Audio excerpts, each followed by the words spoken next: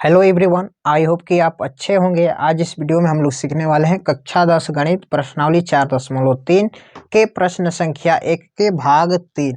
अभी तक आप लोगों ने प्रश्न संख्या 1 का भाग 1 भाग 2 नहीं देखा है तो आप हमारे चैनल के प्लेलिस्ट पे जाकर देख सकते हैं। अन्यथा आप इस वीडियो को अंत तक बने रहे, वहां से हम लिंक दे देंगे, आप जाकर देख सकते हैं। तो ज़्यादा टाइम को वेस्ट ना करके आइए क्वेश्चन को शुरू करते हैं। देखिए यहाँ पे हमें क्या करना है, जब इसका मूलों का अस्तित्व होगा तो इसे हमें क्या करना है, पूर्ण वर्ग विधि द्वारा इसका हल निकालना है। ठीक है, तो सबसे पहले हम चेक करेंगे कि मूलों का अस्तित्व है या नहीं।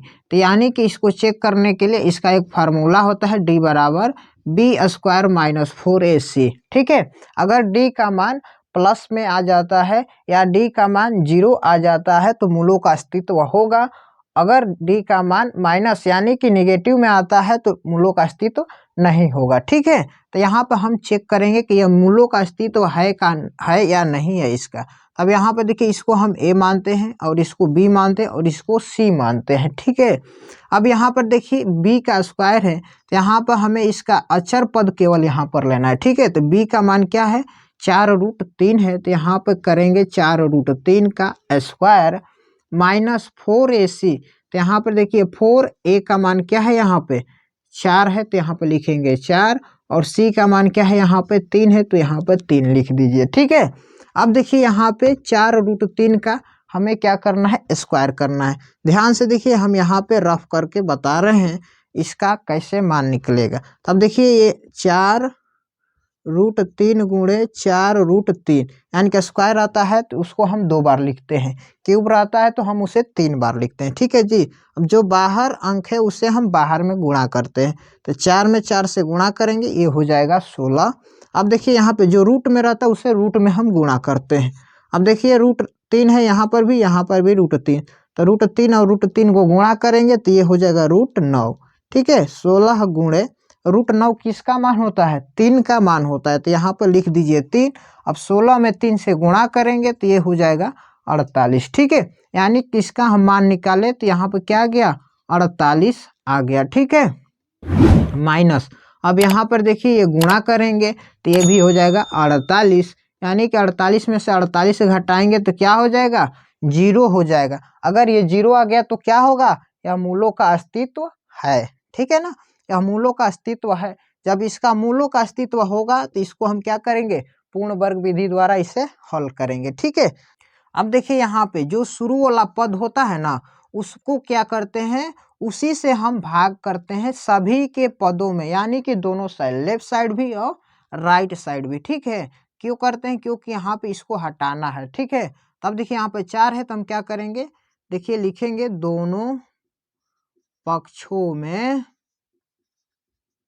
4 से भाग करने पर। ठीक है जी, तब यहाँ पर लिखेंगे 4x² बटा में 4 प्लस यहाँ पर लिखेंगे 4√3x बटा में 4 प्लस लिखेंगे 3/4। ठीक है, बराबर 0/4, यानी कि सभी के भागों में हम क्या किया, भाग दे दिया 4 से। ठीक है, अब 4 से 4 कट जाएगा, अब इस 4 से 4 कट जाएगा। अब देखिए क्या बचेगा, अब यहाँ पे बच रहा है x² प्लस √3x यहाँ पर बच गया, यहाँ पे क्या बचा 3/4। अब 0 में हम 4 से भाग देंगे तो क्या हो जाएगा, 0 हो जाएगा। ठीक है जी, अब ये जो अचर पद है उसको कहाँ ले जाएंगे, पक्षांतर करेंगे, यानी कि उस साइड ले जाएंगे बराबर के, तो ये हो जाएगा x² प्लस √3x बराबर, ये प्लस में तो इधर आकर क्या हो जाएगा, ये माइनस का 3/4 हो जाएगा। ठीक है, अब यहाँ से देखिए, यहाँ से आपका टर्निंग पॉइंट स्टार्ट होता है। ठीक है, यहाँ पर x का गुणांक होता है, उस पद में हम क्या करेंगे, उसके अचर पद में 1/2 से गुणा करेंगे। तब यहाँ पर देखिए क्या है, x का गुणांक यहाँ पे है √3, तो यहाँ पर √3 में हम क्या करेंगे, 1/2 से गुणा करेंगे। ठीक है, क्या हो जाएगा, ये हो जाएगा √3 में 1 से गुणा करेंगे √3 और बटा में 2। ठीक है जी, अब इसका करेंगे वर्ग, √3/2 का क्या करेंगे, वर्ग। अब √3 का हम 2 बार गुणा करेंगे तो हो जाएगा √9, √9 किसका मान होता है, 3 का। अब 2 का वर्ग करेंगे, ये हो जाएगा 4। ठीक है, अब इस 3/4 को इधर पक्ष में और इधर पक्ष में, दोनों पक्ष में क्या करेंगे, जोड़ेंगे। तब देखिए यहाँ पर लिखेंगे x square plus √3x plus ये वाला भाग 3/4 बराबर इधर क्या है -3/4 और इधर भी हम क्या करेंगे, इसको जोड़ देंगे +3/4। ठीक है जी।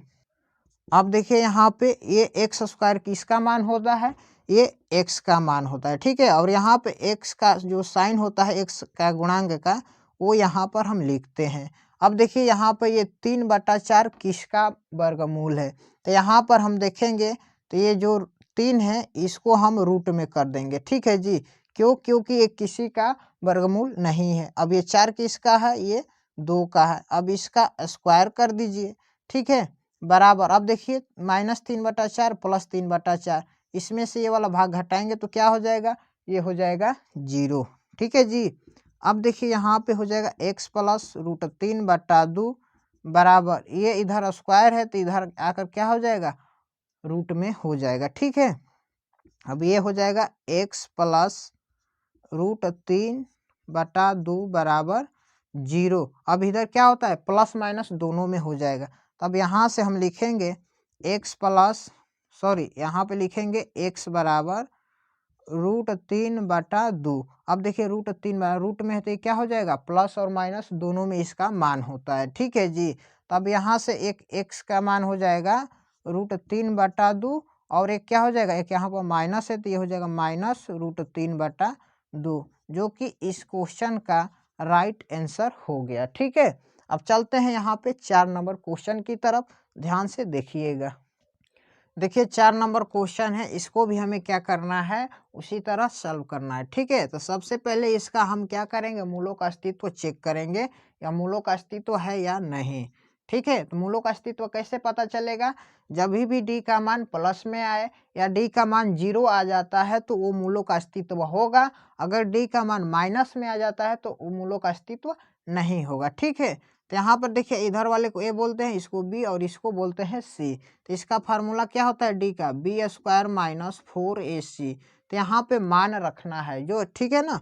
अब देखेंगे b का मान क्या है, यहाँ पे x है, तो x का गुणांक क्या है, कुछ नहीं है तो 1 होता है।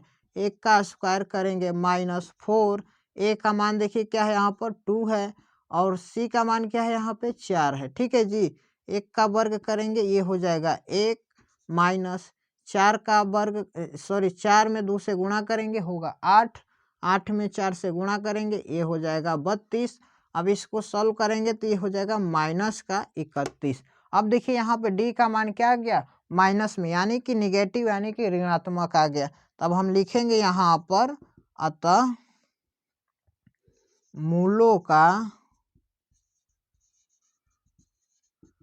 अस्तित्व नहीं है।